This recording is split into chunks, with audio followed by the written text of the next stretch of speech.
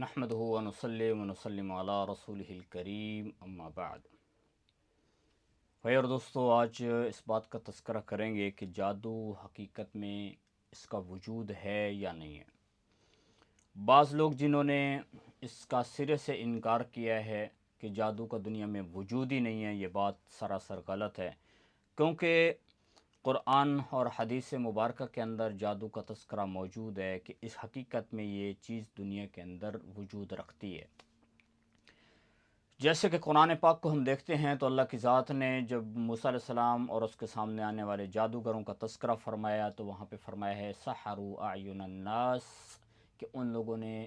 وہ جو جادوگر آئے تھے انہوں نے لوگوں کی آنکھوں کے اوپر جادو کیا اور رسیوں کو سانپ بنا کے دکھا دیا۔ اور ہاروت اور ماروت کا تذکرہ اللہ کی ذات نے ان کا قصہ بتایا سورۃ البقرہ میں، تو وہاں پر بھی فرمایا ہے یعلمون الناس السحر، کہ شیاطین جو ہے وہ لوگوں کو جادو سکھایا کرتے تھے اور پھر جادو اس وقت میں لوگ کیا کرتے تھے۔ تو اس سے بھی پتہ چلتا ہے قرآن سے کہ جادو حقیقت میں دنیا کے اندر اس کا وجود ہے، اور اللہ کے نبی صلی اللہ علیہ وسلم کا فرمان مسلم اور بخاری شریف دونوں میں حدیث موجود ہے جس سے پتہ چلتا ہے کہ جادو کا دنیا میں وجود ہے۔ اما عائشہ رضی اللہ تعالیٰ عنہ کہتی ہیں کہ نبی پاک صلی اللہ علیہ وسلم کے ذہن میں یہ ہوتا کہ بس اوقات آپ کوئی کام کر رہے ہیں لیکن حقیقت میں آپ کام کر رہے نہیں ہوتے تھے۔ تو اما عائشہ رضی اللہ تعالیٰ عنہ فرماتی ہیں کہ اللہ کے نبی پر جب یہ کیفیت آئی تو پھر اللہ کے نبی نے دعا فرمائی، اور دعا کرنے کے بعد اما عائشہ سے کہنے لگے کہ عائشہ، اللہ کی ذات نے مجھے یہ کیفیت جو میرے اوپر آ رہی تھی اس کو دور کر دیا، اللہ نے مجھے شفا عطا فرما دی ہے۔ اور پھر قصہ سنایا کہ میں سو رہا تھا تو میرے پاس دو فرشتے آئے، دو لوگ آئے، ایک سر کی طرف بیٹھا، ایک پاؤں کی طرف، ایک نے دوسرے سے سوال کیا کہ اس شخص کو کیا ہوا ہے، ان کو کون سی بیماری ہے؟ تو دوسرے نے کہا ان کو یہ بیمار نہیں ہے، ان کے اوپر جادو کا اثر ہے۔ تو دوسرے نے کہا کہ ان کے اوپر کس نے جادو کیا ہے؟ تو فرشتے نے کہا لبید بن عاصم، ایک یہودی تھا، اس نے جادو کیا ہے۔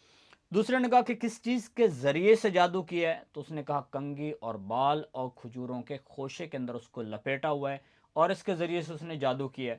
پھر انہوں نے ایک نے دوسرے سے پوچھا کہ وہ جادو کہاں موجود ہے؟ تو دوسرے فرشتے نے کہا کہ وہ فلاں کنواں، اس کے اندر یہ جادو موجود ہے۔ اللہ کے نبی صلی اللہ علیہ وسلم صحابہ کرام رضوان اللہ علیہم اجمعین کو لے کر اس کنویں پر تشریف لے گئے، اور اللہ کے نبی نے فرمایا کہ اس کنویں کا پانی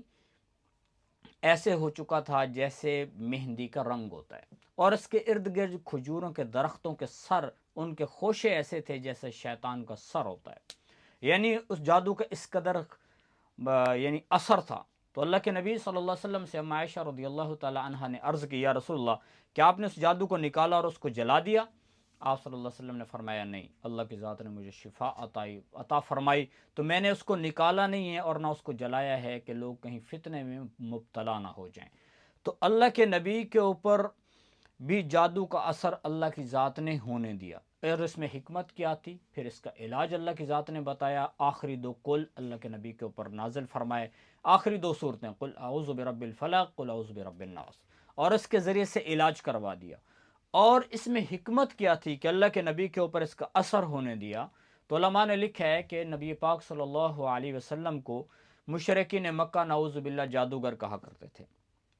اور کہتے تھے کہ آپ جادو کے ذریعے سے یہ سب کچھ کر رہے ہیں۔ تو اللہ کی ذات نے جادو ہونے دیا کہ لوگوں کے ذہن میں یہ جو خیال آ رہا ہے، یہ جو لوگوں کے باطل نظریات ہیں وہ ختم ہو جائیں کہ ایک جادوگر ہو تو اس کے اوپر جادو کا اثر کیسے ہو سکتا ہے۔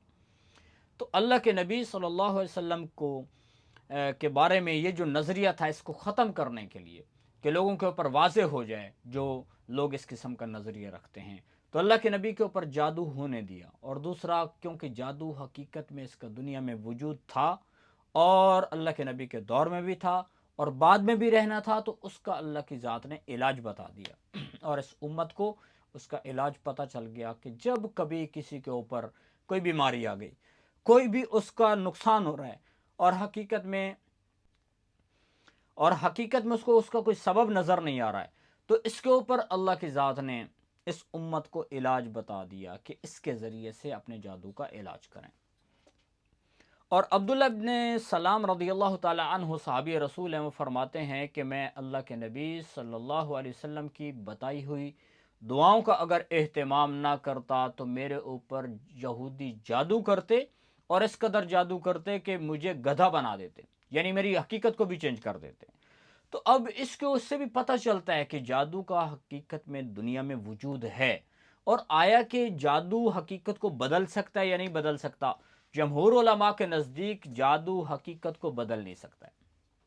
اور اس کی وجہ یہ ہے کہ اگر جادو کے ذریعے سے حقیقت کو بدلا جاتا تو جادوگر پھر کوئی بھی غریب نہ رہتا۔ عام طور پہ یہ لوگ تو غریب رہتے ہیں۔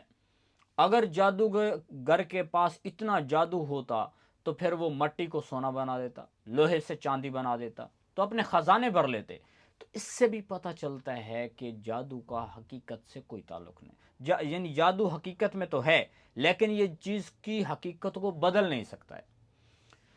اور یہ ایک کمزور سبب ہے۔ کمزور سبب کا مطلب یہ ہے کہ جب کبھی کوئی جادوگر دوسرے پہ جادو کرے گا تو یہ بھی ضروری نہیں ہے کہ اس کے اوپر اثر ضرور ہو، بس اوقات اثر ہوگا، بس اوقات اثر نہیں ہوگا، کیونکہ یہ کمزور سبب ہے۔ اور اس کے بارے میں اتنا زیادہ یعنی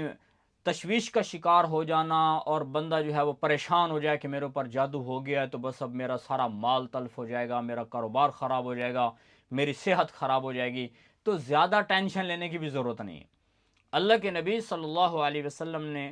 کو جو یہ علاج بتایا گیا، اگر کسی کو ایسے محسوس ہو کہ میرے اوپر جادو کا اثر ہے تو اس کو آخری دو قل اعوذ برب الفلق، قل اعوذ برب الناس کے ذریعے سے اپنا علاج کرنا چاہیے، اور زیادہ اس کے بارے میں پریشانی نہیں لینی چاہیے، کیونکہ دنیا دار الاسباب ہے تو تین قسم کے اسباب ہیں۔ بعض اسباب ایسے ہیں کہ جو بہت زیادہ مضبوط ہیں، جن کا اختیار کرنا انسان کی ذمہ داری ہے، اور بعض اسباب ایسے ہیں کہ جن کو اختیار کرنا سنت ہے، اور بعض اسباب ایسے ہیں کہ جن کو زیادہ لفٹ کرانے کی ضرورت نہیں ہے۔ تو پہلا سبب وہ ہے کہ جو بہت مضبوط ہے، جس کو اختیار کرنا ضروری ہے، اور وہ سبب ہے کہ جیسے کسی کو بھوک لگی تو اس کے لیے کھانا کھانا ضروری ہے۔ یہ نہیں ہے کہ وہ دعائیں کرے کہ میرا پیٹ بھر جائے اور کھانا ہی نہ کھائے۔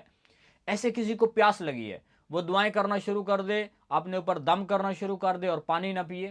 تو یہ بھی غلط ہے۔ اگر اس صورت میں وہ بندہ پیاس کی حالت میں مر گیا یا بھوک کی حالت میں مر گیا تو وہ خودکشی کا مرتکب ہوگا۔ اتنا بڑا جرم ہے، کیونکہ اللہ کی ذات نے اس کے ذمے لگایا ہے کہ جب پیاس لگے پانی پیو، بھوک لگے کھانا کھاؤ، اور اس لیے حلال کمائی کرنا مسلمان کے ذمے، انسان کے ذمے فرض ہے کہ وہ کیا کرے، حلال کمائی کا بندوبست کرے جس کے ذریعے سے وہ اپنے آپ پیٹ پال سکے۔ تو حلال یہ ایک مضبوط قسم کا سبب ہے جس کو اختیار کرنا ضروری ہے۔ دوسرا سبب جو اس سے تھوڑا کمزور ہے، اور وہ ہے کہ ایک بندہ بیمار ہو گیا تو بیماری کا علاج کروانا کیا اس کے ذمہ فرض ہے یا سنت ہے؟